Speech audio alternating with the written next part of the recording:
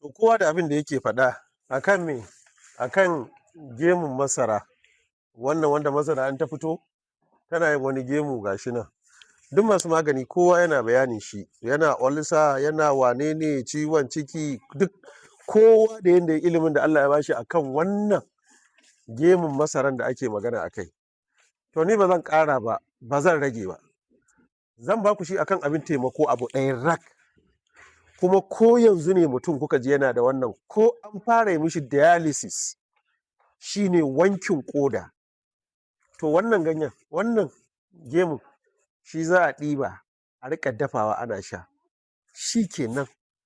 In dai matsala ce ta ƙoda, duk inda ka ji wani yana da ciwon ƙoda, ko kai kake da ciwon ƙoda, ko ‘yan uwanka, ko mace, ko namiji, ko yaro, ko babba, ɓangaren dama ko ɓangaren hagu, in dai ciwo ne na ƙoda, duk wani kewaye-kewaye a ce yana maganin kaza ban sani ba, wannan duk ilimi ne Allah ya ba mutane da dama.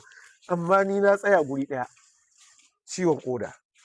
Mujarrabin idan akwai maganin da ake cewa mujarrabin ko sahihi ko ingantacce da mutum zai kira ka ya ce malam ba ni magani ingantacce, ba ni magani sahihi, sai ka ce kai kake warkarwa, Allah yake warkarwa. To in ma kana neman haka, in dai ciwon ƙoda ne a je a ɗibi wannan. Yanzu kun ga kamar wannan da nake taɓawa, to kamar shi guda biyu haka in aka cire wannan, aka ƙara wannan, sai a je a zuba a tukunya, sai a zuba ruwa kofi ɗaya. Kofi wanda muka sani na shan shayi, kofi wanda muka sani normal, ko ku ce moɗa mutanen Nijar, ko ku ce duka dai moɗa ɗaya. To idan aka ɗibi wannan kamar wannan guda biyu, sai a zuba ruwa moɗa ɗaya, sai a dafa shi ya dahu. Idan aka dafa shi za ku ga ya canza, sai a tace.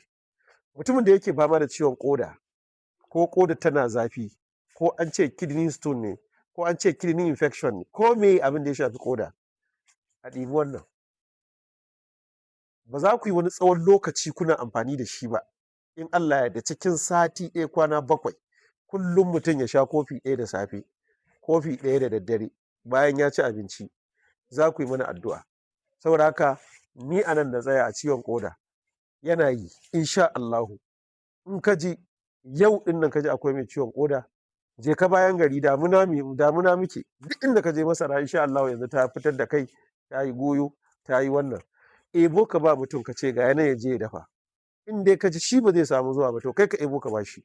Za ku yi tarayya da kai cikin lada. Allah ya sa a haɗa.